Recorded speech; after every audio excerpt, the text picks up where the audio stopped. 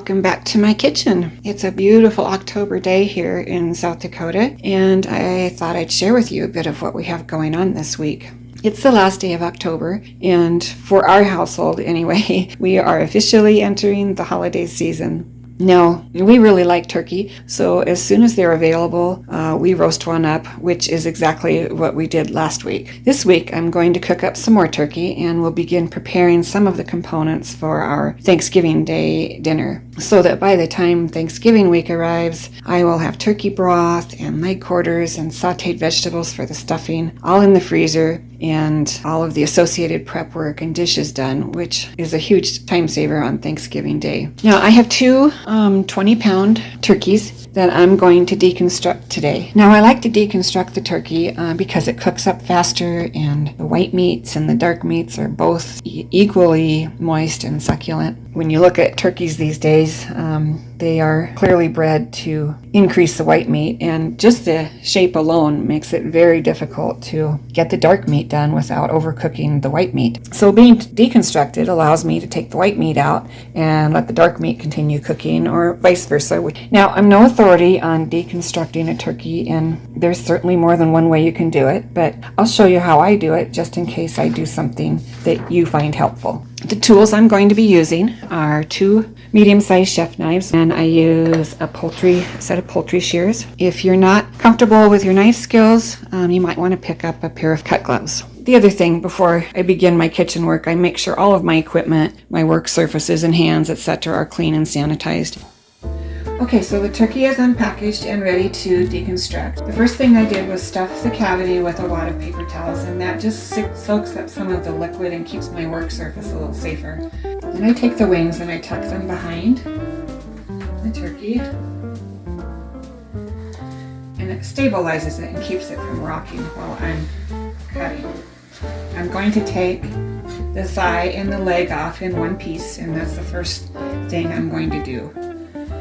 So the first step is to loosen this skin. I'm not actually cutting any meat at this point. I'm just loosening the skin. I'm going to do that on both sides.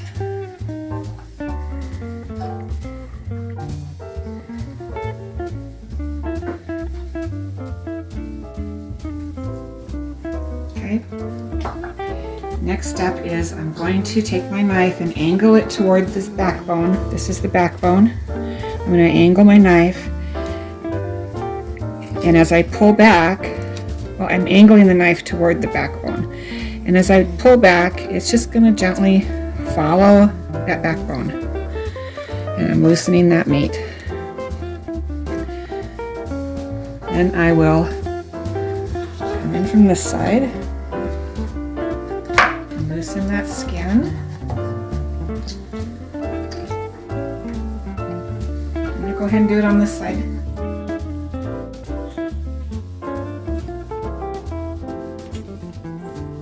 Okay, the next thing you're doing is dislocating the thigh bone from the backbone. And you're going to hear a pop when you do that. And then, now if I wiggle this, I can see that's where that joint is, and that's where I'm going to be able to cut. And now I'm actually taking the thigh off of the backbone. And here we have one thigh and leg. I've already popped that joint. I can see it.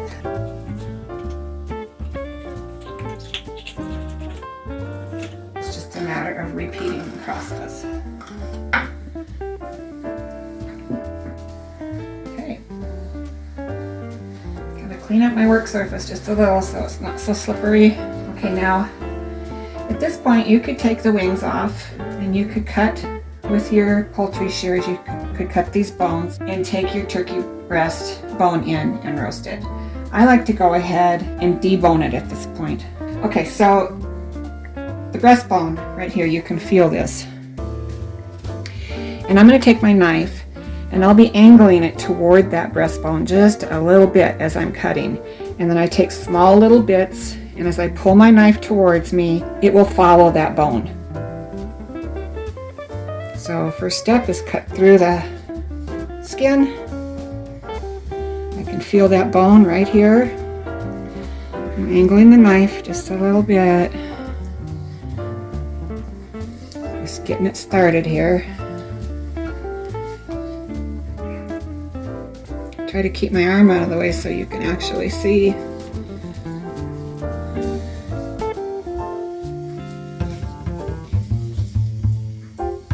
Don't be in a hurry. This is just takes a little bit of finessing. Okay, now I'm going to come in at this point, and right above the wing, I'm just going to cut right in there. Okay.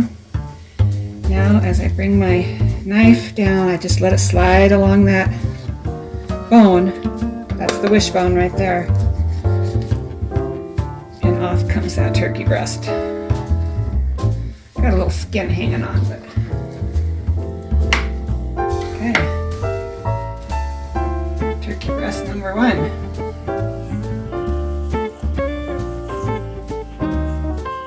Angling the knife toward that breastbone.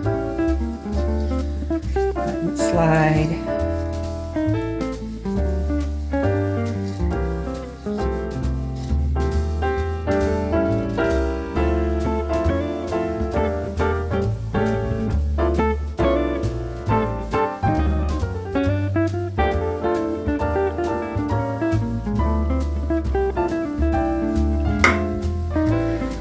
Turkey breast number 2. Okay, now we're going to take the wings off, and you do that much the same way as we separated the thigh from the backbone.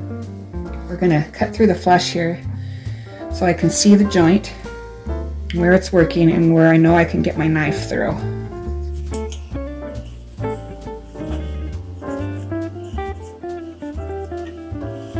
So wiggle that bone.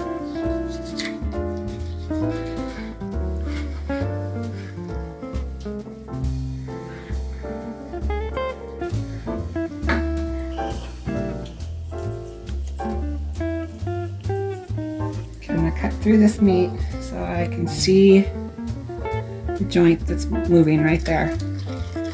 I know I can get my knife through that joint.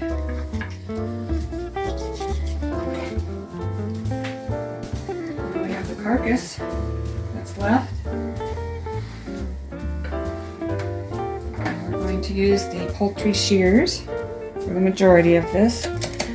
Work beautifully. Through both sides, and I like to do this so that it fits in my roasting pan better when I make the broth. Now there's some joints up here we need to dislocate, so we'll just let those pop, and I can see there's one joint I can cut through. Finding that little slot through those joints there is a little tricky. Just stay with it, you'll get it.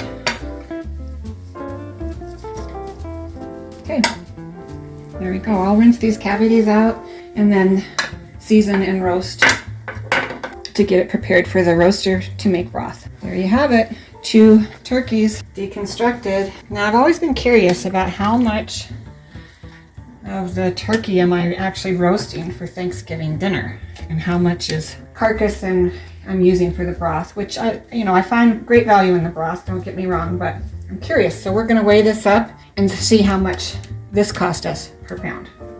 So the legs and thighs again was 9.6 pounds.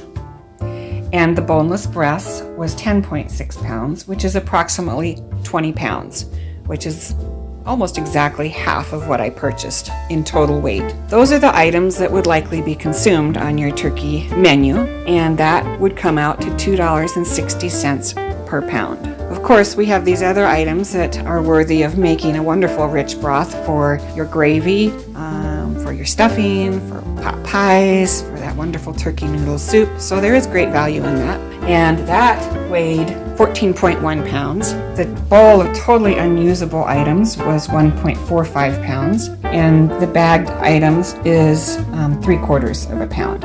So yes, if you suspected that half of that turkey that you're purchasing won't be actually consumed on Turkey Day, you're correct.